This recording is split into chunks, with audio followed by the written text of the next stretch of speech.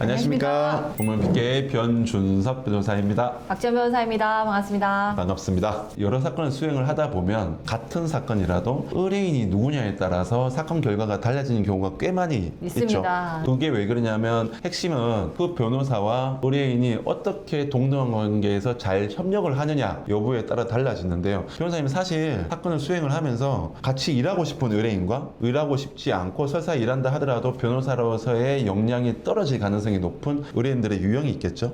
있습니다. 네. 거기에 대해서 얘기하고 싶은 거 되게 많으실 것 같은데. 맞습니다. 그쵸? 오늘 꼭 말씀드리고 싶은데 네. 이 변호사를 잘 찾아가지고 선임하는 것도 너무 중요하지만 그쵸? 변호사가 선임됐다고 해서 100% 변호사가 알아서 하겠지라고 생각하시면 본인 사건이시잖아요. 잘 맞아요. 해결이 안 되실 수도 있습니다. 그래서 변호사의 역량을 끌어올리는 의뢰인은 어떤 유형이 있는지, 반대로 변호사의 역량을 낮추는, 끌어내리는 의뢰인은 어떤 유형이 있는지 오늘 좀 말씀을 드려보고 싶습니다. 좋습니다. 그러면 변호사의 역량을 끌어올리는 의뢰인 어떤 유형들이 있을까요? 첫 번째로 이 사건 변호사가 잘합니까? 본인이 잘합니까? 사실관계는 본인이 제일 잘 알겠죠? 그렇죠. 본인이 잘 알죠. 변호사는 본인이 알려주는 사실관계를 바탕으로 최대한 유리한 것들을 법리 검토를 통해서 이끌어내는 사람들입니다. 맞아요. 그러면 의뢰인이 많은 정보를 주면 사실 변호사가 일이 많아질 뿐이지 사건은 잘 처리될 수밖에 없습니다. 그렇죠. 정보를 많이 준다는 것에는 유리한 정보뿐만이 아니라 불리한 정보까지 모두 준다는 그 말씀을 꼭 드리고 싶어요. 네. 불리한 정보까지 가감없이 변호사에게 많이 전달을 했을 때 그걸 바탕으로 변호사가 일을 잘 할 수 있고 전략을 잘 수립해서 향후에 이러한 불리한 요소가 들어왔을 때 우리가 이렇게 방어하면 되겠다 이렇게 그렇죠. 설계를 할 수가 있는 거죠. 그래서 변호사가 이러이러한 내용에 대해서 상세한 사실관계를 요청하면 성실히 응해야지 사건을 잘 처리할 수 있다. 이렇게 꼭 맞습니다. 기억을 해주시면 좋을 것 같습니다. 두 번째로는 아까 말씀드린 것의 일환인데 강조드리고 싶어서 좀 제가 뺐어요. 불리한 부분을 최대한 많이 말씀해 주셔야 됩니다. 맞습니다. 절대 숨기지 않고 말씀을 해주셔야, 예를 들어서 내가 사실관계가 잘 기억이 안 난다고 하면은 이 부분은 기억이 안 나는데 이러이러한 사실관계가 있을 수도 있어요. 이런 얘기까지도 해주셔야 됩니다. 네. 제가 얼마 전에 맡은 사건 중에 이제 강제추행 사건이 있었는데 누가 먼저 그 장소에 들어가자고 했는지에 대해서 의뢰인이 이렇게 얘기를 하는 거예요. 저는 그 상대방이 들어가자고 한 걸로 기억하는데 이 부분이 제가 불리할 것 같아서 허위로 얘기하는 걸 수도 있어요 라고 말씀을 하시는 거예요. 네. 그래서 제가 깜짝 놀랐는데 실제로 그게 진행되다 보니까는 상대방이 먼저 들어가자고 한 것이 아니었어요. 그래서 본인이 들어갔군요. 네, 저희는 그런 부분까지 다 전략을 수립하는데 참고를 했었거든요. 그래서 네. 도움이 많이 됐던 그런 경우가 있었습니다. 그래서 불리한 내용도 함께 변호사와 상의를 해야 한다. 이런 말씀을 꼭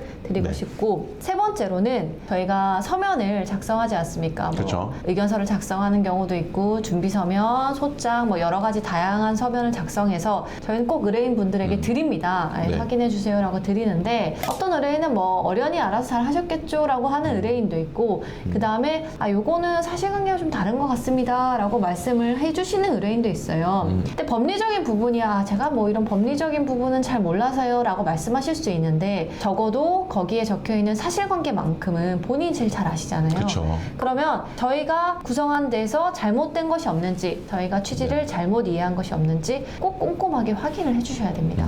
그래서 작성한 서면을 꼼꼼히 확인을 해주셔야 더 건이 잘 해결될 수 있다. 이 말씀을 맞습니다. 드리고 싶습니다. 네. 그리고 또 하나 마지막으로 좀 말씀드리고 네. 싶은 것은 신뢰입니다. 신뢰 중요하죠. 변호사 의뢰인은 사실 한 팀이잖아요. 맞아요. 근데 의뢰인분 중에 이런 얘기를 하시는 분들이 계세요. 저희가 얘기를 하다 보면 의뢰인분의 주장이 사실은 논리적으로 맞지 않거나 수사기관이나 법원에서 깨질 확률이 높은 주장들이 있어요. 그러면 요거는 요러요러한 이유로 판례가 있어도 받아들여지기가 어렵습니다. 요거는 상대방에게 이런 증거가 있어서 받아들여지기 어렵습니다. 이런 말을 하면 변호사님 누구 편이세요?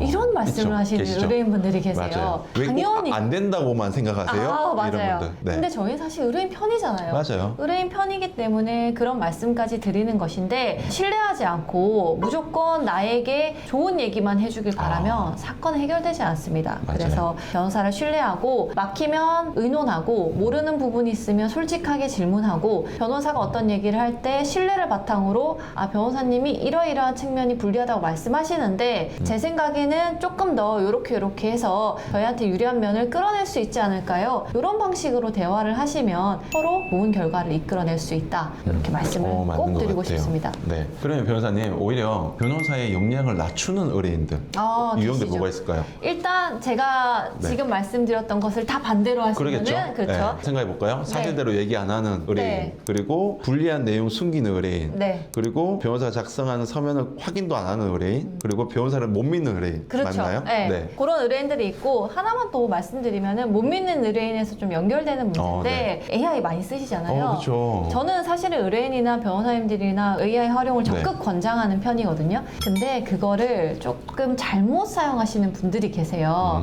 그래서 AI를 통해서 아니면 네. 또 주변에 법률 관련 직역에 종사하시는 분들이 있고 한두 명 계신 경우가 있잖아요. 계시죠. 거기에는 굉장히 단편적인 사실관계만 전달하는 거예요. 불리한 네. 부분이라든지 상대방이 낸 주장이나 증거 같은 것들은 빼고 그런 것만 전달한 다음에 유리한 답변만 받으셔서 저희한테 아니 저쪽에서 이렇게 얘기하던데 왜 변호사님 다르게 말씀하세요?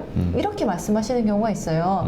이렇게 말씀하시지 마시고 모든 사실관계를 다 아는 것은 당사자와 그 얘기를 제일 많이 들은 담당 변호사일 수밖에 없습니다. 궁금한 건 언제든지 질문하시되 그 바탕에 신뢰가 깔려 있고 서로에 대한 존중이 깔려 있어야 된다. 이런 말씀을 꼭 드리고 싶습니다. 아, 그렇군요.